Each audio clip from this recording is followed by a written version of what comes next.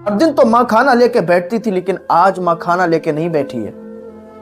हर दिन तो बेटा बेटा कह के बुलाती थी, हर दिन तो बेटा बेटा कह के कहती थी बेटा इतनी देर हो गई, लेकिन आज कोई जवाब नहीं आया। आज दरवाजे पर भी नहीं बैठी। आज तो माँ का चेहरा ही नहीं देखने को मिल रहा है। उसने आवाज लगाई, माँ तुम किधर हो माँ?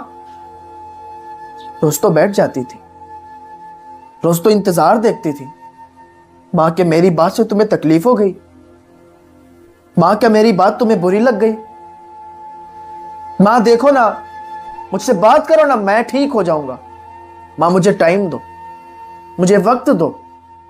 हाँ हाँ ठीक है, मैं गलत लोगों की संगत में था, लेकिन माँ कल मैंने तुम्हें डांट दिया, मुझसे गलती हुई, मुझे माफ करो माँ। मेरे सामने तो आप मुझसे बातें तो करो माँ।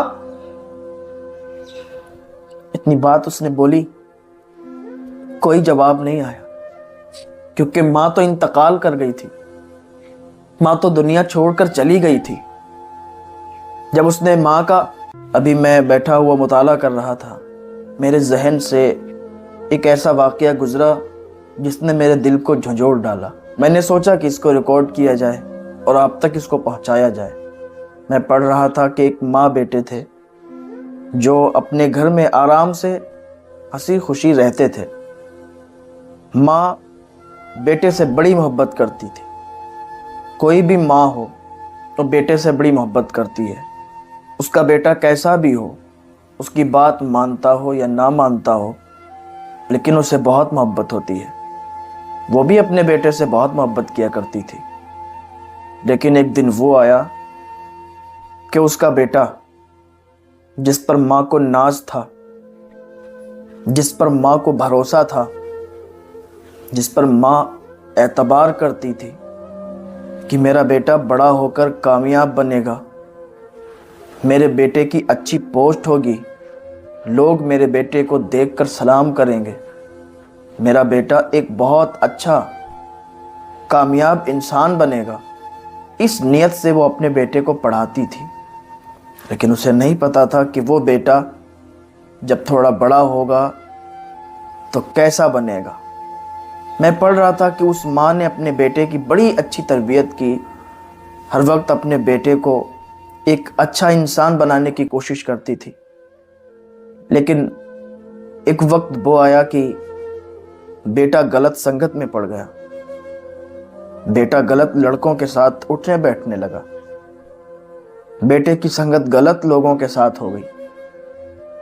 इधर से तो पढ़ने जाता, रास्ते में गलत लड़कों के साथ पढ़ के गलत गलत चीजें करता, गलत गलत बातें करता, और जैसे वो लड़के करते वैसे ये भी करता। एक दौर वो आया कि वो कॉलेज जाता था, और कॉलेज जाते जाते कभी जाता कभी नहीं जाता, और इसी तरीके से वो अपनी ज़िंदगी गुजार रहा था। गलत लोगों के साथ गलत संगत में पड़ा हुआ था। एक दिन ऐसा आया कि बात इतनी आगे बढ़ी कि उस लड़के ने शराब पीना शुरू कर दिया। और आपको पता है, शराब एक ऐसी बीमारी है, शराब एक ऐसा नशा है, जब ये किसी को लग जाता है आसानी से नहीं छूटता। जब ये नशे में कोई पड़ जाता है, उसकी माँ, बहन, भाई, रिश्तेदार, महल्ले वाले, उसकी नज़र के सामने कोई भी उसका अपना नहीं होता। जिसको भी वो देखता है तो उसकी ज़बान से सिर्फ गाली निकलती है। शराब ने कई घर, कई जिंदगियां तबाह कर दी हैं। शराब ने तो कई कई घराने तबाह कर दिए, कई कई नस्लें तबाह कर दी।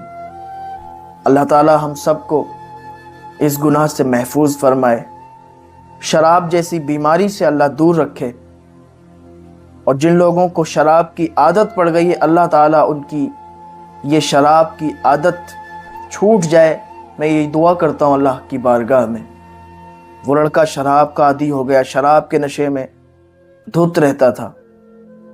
उसने अपनी पढ़ाई भी छोड़ दी थी, अपना कॉलेज भी छोड़ दिया था। माँ उसे समझाती थी कि बेटा आज मैं हूँ, कल मैं नहीं होंगी, फिर तुझे कौन संभालेगा अगर आज तू अपने पैरों पर नहीं खड़ा होगा, अगर आज तू इसी तरीके से गलत लोगों की संगत में पड़ा रहेगा, एक दिन वो भी आएगा कि तू दर दर की ठोकरें खाएगा।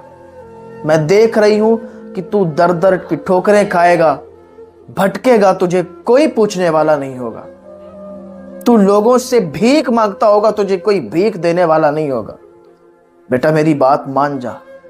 मां की एक बात भी नहीं सुनता था, मां की एक बात भी उसके पल्ले नहीं पड़ती थी, क्योंकि वो नशे में धुत रहता था, नशा करता था, गलत लोगों की, गलत लड़कों की संगत में आके नशे का आदी बन चुका था। मां उसे समझाती थी, लेकिन नहीं समझ में आता था। अब यहां तक बात आ गई कि रात को निकल जाता था तो काफी रात में वापस आता, दोस्तों के साथ गपशप मिलाते रहते रात गुजर जाती। मां इंतजार देखा करती थी, मां देखती थी इंतजार कि मेरा बेटा आएगा तब मैं खाना खाऊंगी। मां तो मां है, बेटे के इंतजार में उसके पेट में लुकमा नहीं जाता था। बेटे का इंतजार करती रहती थी कि काश कि मेरा बेटा आ जाए तो मैं उसके साथ बैठकर खाना खाऊं।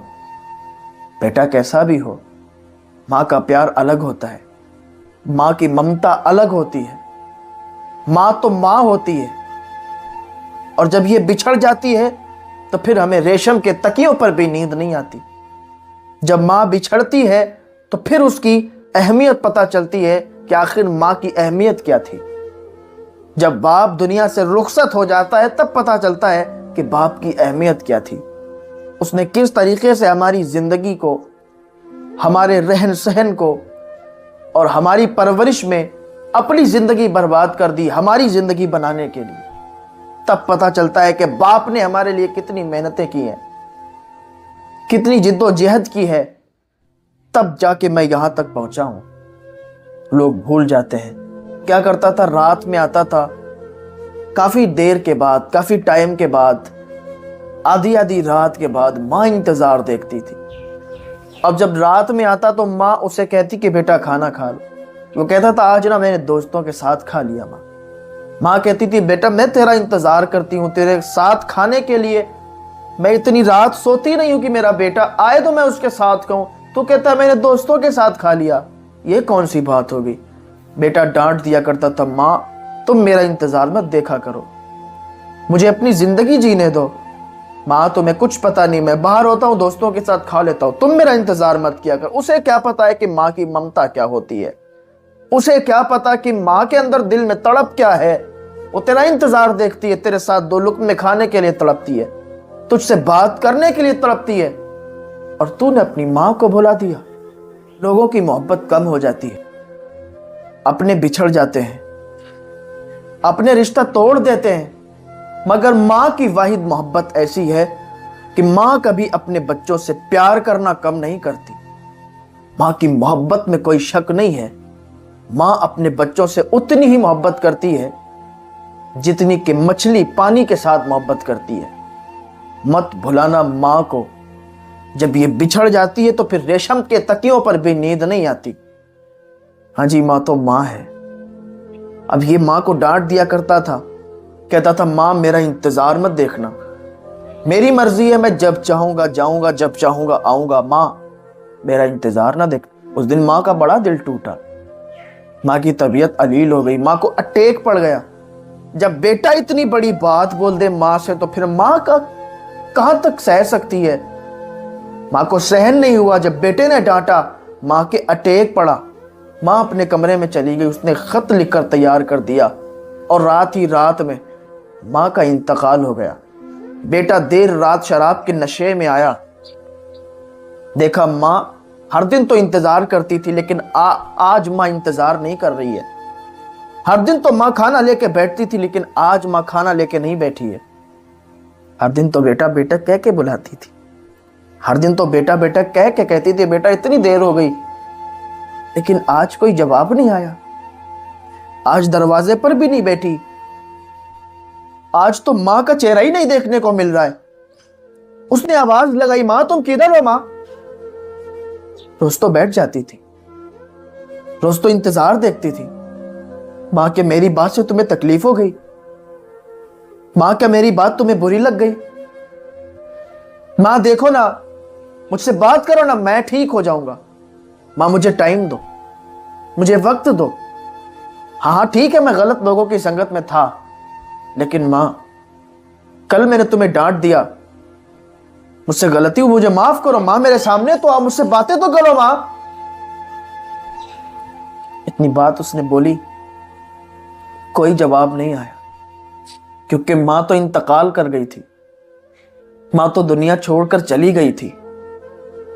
जब उसने माँ का दरवाजा खोला, दरवाजे के अंदर देखा तो माँ मौजूद नहीं, यानी माँ का इंतकाल हो गया।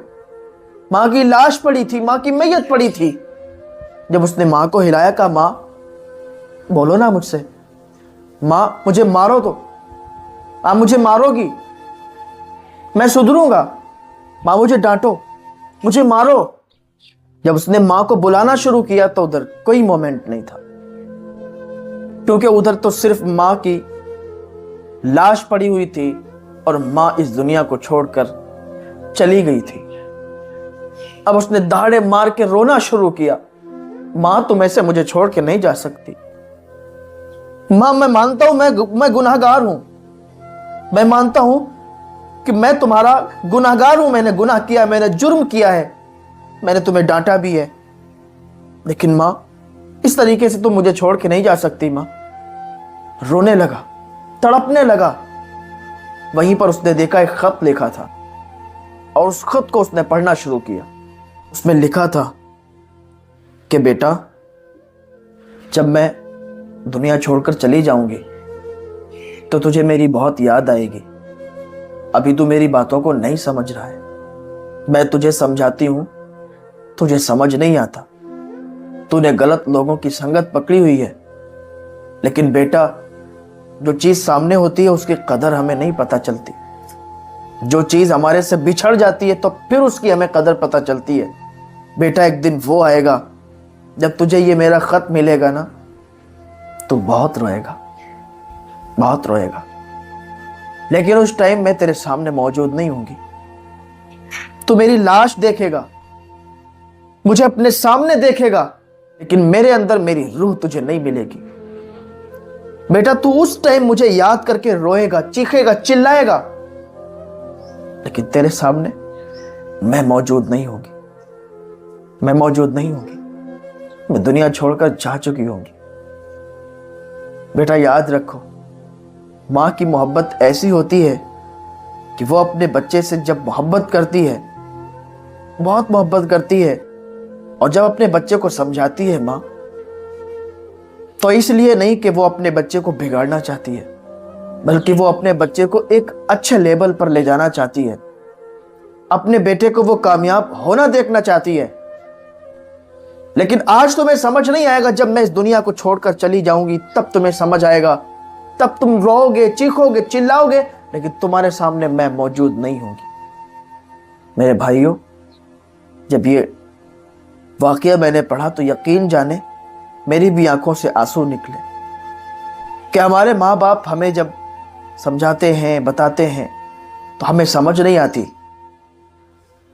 लेकिन एक दिन वो आता है कि जब वो दुनिया में नहीं रहते तो फिर उनकी यादें आती हैं, फिर उनके यादें सताती हैं कि काश के हमने उनकी बात मानी होती। क्योंकि जब हमारे सामने वो रहते हैं तो हो सकता है हमें उनकी कदर नहीं पता चलती, लेकिन जब वो बिछड़ जाते हैं तब देखना कितनी याद आती है। माँ तो माँ होती है, बाप तो बाप होते हैं। माँ बाप की कदर करोगे तो दुनिया और आखिरत दोनों संभर जाएगी।